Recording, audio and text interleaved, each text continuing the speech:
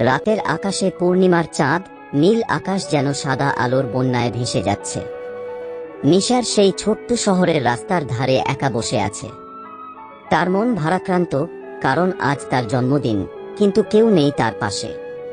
বহুদিন আগে মা বাবা চলে গেছেন, আর বন্ধু বান্ধবরা যে যার নিজের জীবনে ব্যস্ত।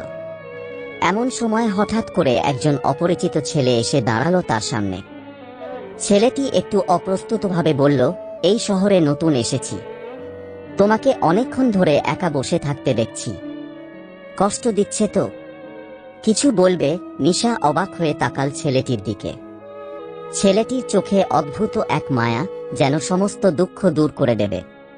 নিশা একটু মুচকি হেসে বলল, তুমি কি আমার কষ্ট বুঝতে পেরেছ? ছেলেটি হেসে উত্তর দিল, হয়তো। কেউ না বুঝলেও আমি বুঝতে পারি। এভাবে তাদের আলাপ শুরু হলো। এরপর রাত বাড়ার সাথে সাথে তারা দুজনেই একে অপরের সাথে কথা বলতে শুরু করল। নিশার মন থেকে সব কষ্ট যেন ধীরে ধীরে মুছে যেতে লাগলো। তারা কথা বলল জীবনের বিভিন্ন বিষয় নিয়ে, সুখ দুঃখ, আশা নিরাশা, সবকিছু নিয়েই। রাত শেষ হলো, কিন্তু তাদের আলাপের যেন শেষ হলো না।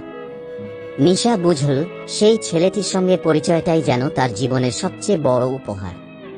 দুজনের মধ্যে এমন এক গভীর সংযোগ তৈরি হলো যা তাদের দুজনকেই পরিপূর্ণ করে তুলল। সেই রাতের পরে নিশা আর কখনোই একা ছিল না।